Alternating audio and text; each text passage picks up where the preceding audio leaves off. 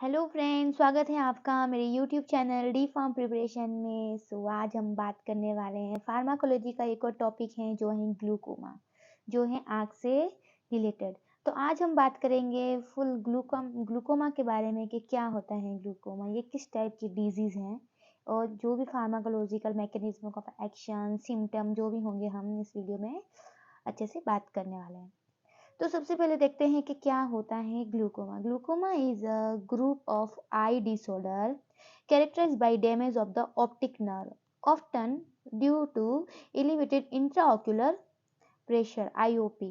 क्या होता है ग्लूकोमा? एक किसकी डिजीज है, एक डिसऑर्डर है, वो है हमारे आंखों का एक बीमारी है। ये एक आंखों की बीमारी है जिसमें क्या होता है कि जो ऑप्टिक नर्व होती हैं, जिसमें आंख की जो ऑप्टिक नर्व वो हो जाती हैं डैमेज, मेनली ये डैमेज हो जाती हैं।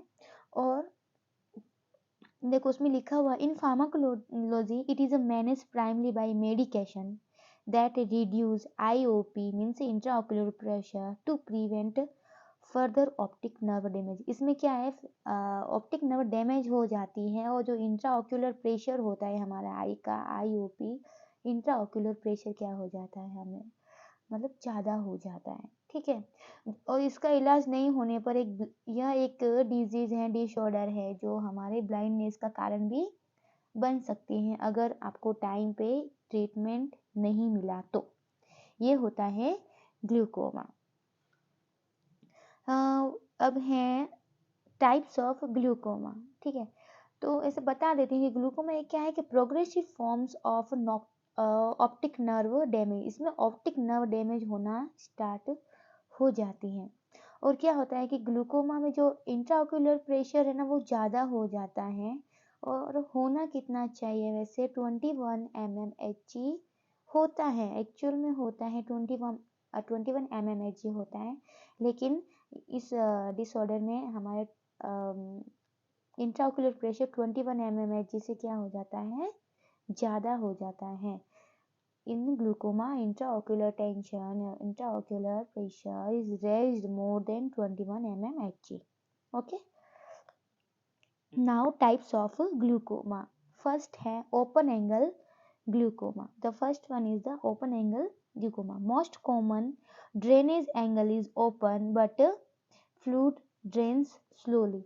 इसका मतलब यह होता है कि जो कॉर्निया और आइरिस होता है, कॉर्निया और आइरिस के बीच का जो एंगल होता है वो उसमें ओपन रहता है। ओपन कॉर्निया और आइरिस के बीच के एंगल ओपन रहता है। The drainage angle form by cornea and iris that remains open, okay, in open angle glaucoma. And the second one angle closure glaucoma.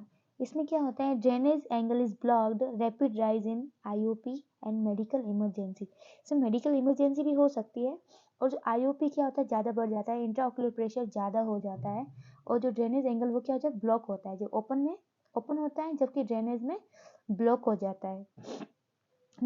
वैसे कोर्स में I think types of glaucoma दो ही दिया है, open and close. बस इसमें ये भी है, देख लो थर्ड फोर्थ फिफ्थ पे। नॉर्मल टेंशन ग्लूकोमा, इसमें क्या होती है, ऑप्टिक नर्व डैमेज हो जाती हैं डेस्पाइट नॉर्मल आईओपी, जबकि आईओपी क्या रहती है, नॉर्मल रहती है। एक है कंजेनिटल ग्लूकोमा, इसमें present at birth due to abnormal eye development. ये मेनली बच्चों में होता है कंजेनिटल ग्लूकोमा, जो प्रेजेंट होता है बर्थ टाइम ही प्रेजेंट होता है, क्योंकि उसमें आई डेवलपमेंट अब नॉर्मल आई डेवलपमेंट के कारण कंजेनिटल ग्लूकोमा होता है। और मेनली ये चाइल्ड में मिलता है, चिल्ड्रन में। Next last secondary glaucoma caused by another condition like uveitis trauma and storage. ज़्यादा स्टोरेज यूज करने से ट्रोमा इन कारण से होता है सेकेंडरी ग्लूकोमा। लेकिन मेनली आपको यही दो याद रखने हैं, ओपन एंगल ग्लूकोमा और क्लोजर ग्लूकोमा। और जो चलो ये बाद में बात करेंगे। तो बात करते हैं drugs use in glaucoma. Glaucoma में कौन कौन सी ड्रग्स यूज करते हैं। तो सबसे पहले यहाँ पे बात आई है फर्स्ट प्रोस्टाग्लैंडिन एनालॉग्स। ये है क्या है कि इसका मैकेनिज्म है ये कि make increase UV scleral outflow को बढ़ाता है, इंक्रीज करता है। जो यूवी स्केलर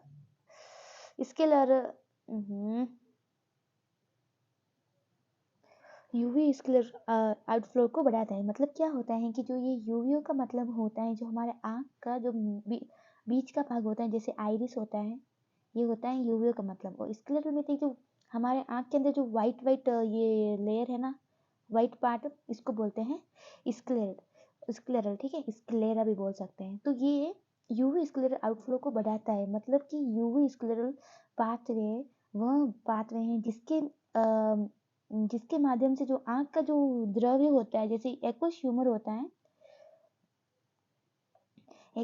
होता है जो स्क्लेरा के आसपास से क्या होता है, ड्रेन होता रहता है, जिससे जो आँख का जो आईओपी है, इंट्राओक्यूलर प्रेशर है, वो क्या है, धीरे धीरे कम होता रहता है। ठीक है, तो आउटफ्लो बढ़ाएगा तो आईओपी क्या हो जाएगी, कम हो जाएगी। वो काम करते हैं प्रोस्टाग्लैंडिन एनालॉग्स, जिसमें एग्जाम्पल आते हैं हमारे लेटोनोप्लास्ट, ट्रेवोप्लास्ट और बीमेटोप्रोस्ट।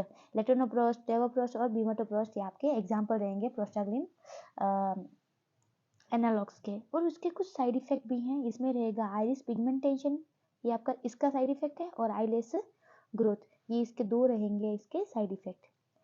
सेकंड वन है is the beta blocker. Beta blocker भी इसमें यूज होते हैं। तो बीटा ब्लॉकर की क्या इसमें रहती है mechanism, decrease aqueous humour production. जो एक्वस ह्यूमर होता है उसके प्रोडक्शन को ही कम कर लेता है बीटा ब्लॉकर। बीटा ब्लॉकर कहते हैं डिक्रीज कर देता है एक्वस ह्यूमर के प्रोडक्शन को ही। इसमें एग्जाम्पल आते हैं टीमोलॉल और बेटेक्सोलॉल। ये जो दो ड्रग्स होती हैं, टीमोलॉल और बेटेक्सोलॉल, ये क्या करते हैं, एक्वस ह्यूमर का प्रोडक्शन ही कम कर लेती है। वैसे दूसरा भी होता है, वैसे एक्वस ह्यूमर के निर्माण को भी कम, जैसे टीमोलॉल, बेटेक्सोलॉल, और ये भी होता है कार्टेलोलॉल। ठीक है, ये सारी ड्रग्स होती है इसमें बीटा ब्लॉकर में। और देखो कुछ फायदा है तो कुछ साइड इफेक्ट तो हर ड्रग्स के होते हैं। तो इसके साइड इफेक्ट क्या हो जाएंगे, ब्रेडिकार्डिया हो जाएगा और ब्रोंकोस्पाज्मा कॉज करता है। ठीक है, ब्रोंकोस्पाज्मा और ब्रेडिकार्डिया करते हैं, ये बीटा ब्लॉकर कॉज करते हैं।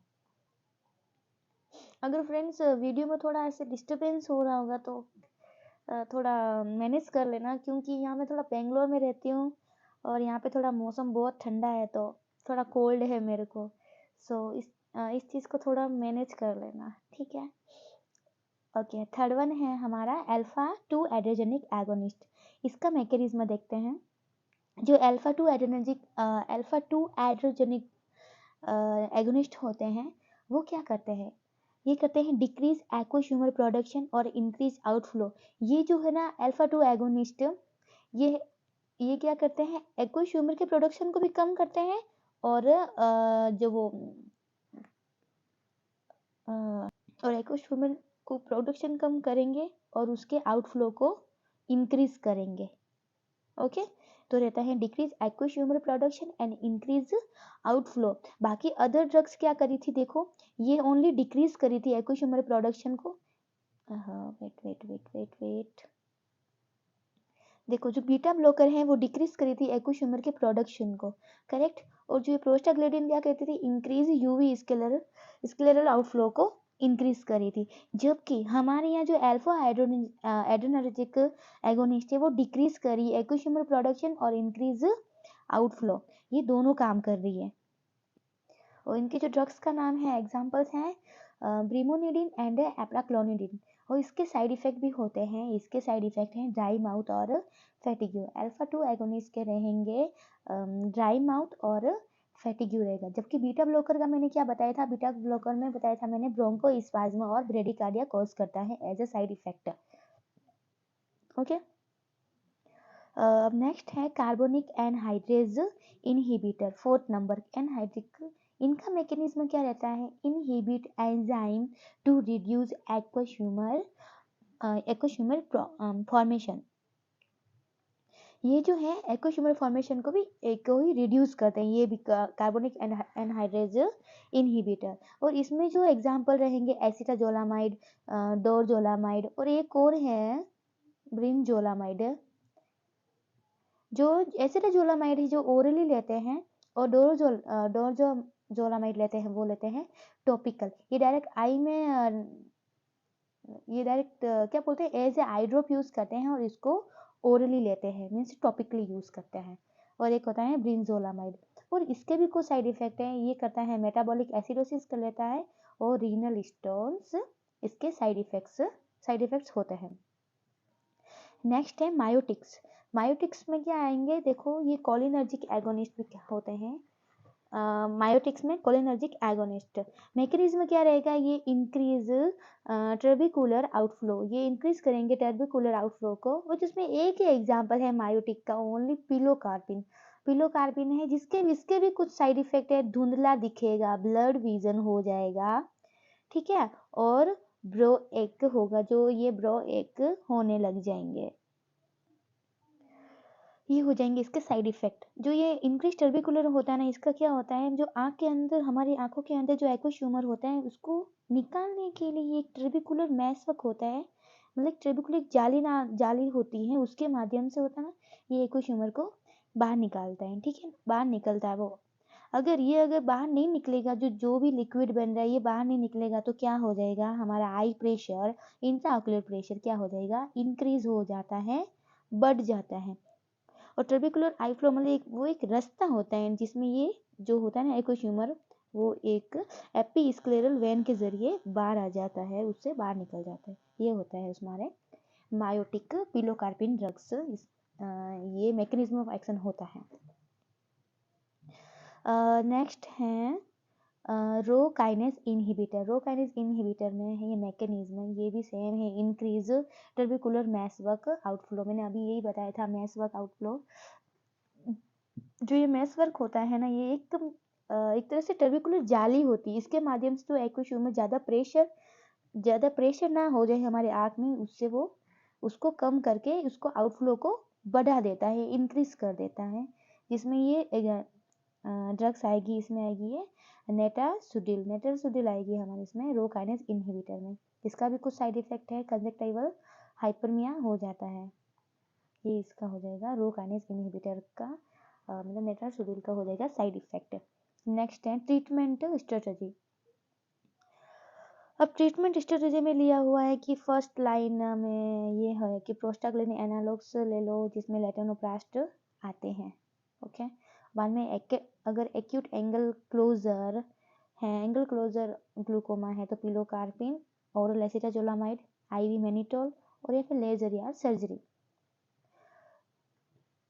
इनका गोल है मेंटेन नॉर्मल आईओपी, जो इंट्राऑक्यूलर प्रेशर को नॉर्मल करेंगे, मेंटेन करेंगे, and prevent optic nerve damage.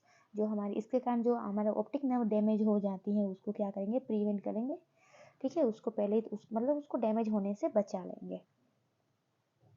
अभी देखो नोट में क्या है, therapy choice depend on type of glaucoma, severity and patient specific factor. ये था हमारा क्या था, ग्लूकोमा की सिम्टम, उसमें यूज़ होने वाली ड्रग्स और ट्रीटमेंट, और जो ड्रग्स के साइड इफ़ेक्ट हैं वो सब मैंने उसके साथ इस वीडियो में डिस्कस कर लिया है। और अभी ग्लूकोमा से मैं 20 क्वेश्चन या 25 क्वेश्चन मैं नेक्स्ट वीडियो में लेके आऊँगी, जो आपके लिए बहुत ही हेल्पफुल रहने वाले हैं। एज आप अगर डी फार्म सेकेंड ईयर में हो तो आपके लिए बहुत इंपॉर्टेंट है, और आप गवर्नमेंट की तैयारी कर रहे हो कोई भी, तो उसमें भी आपके लिए बहुत हेल्पफुल रहेगी ये चीज़। अगर वीडियो को अच्छा लगा हो तो वीडियो को लाइक करना, मेरे चैनल को सब्सक्राइब करना। वीडियो को अंत तक देखने के लिए थैंक यू। और अगर आप सब्सक्राइब नहीं कर रहे हो तो प्लीज़ यार एक लाइक तो कर दो वीडियो को, उसमें क्या जा रहा है, एक टैप ही तो करना है, मुझे भी उससे अच्छा लगेगा। थोड़ा तो यार आप भी साथ दो, प्लीज़ करना, okay. Thank you for watching, bye bye.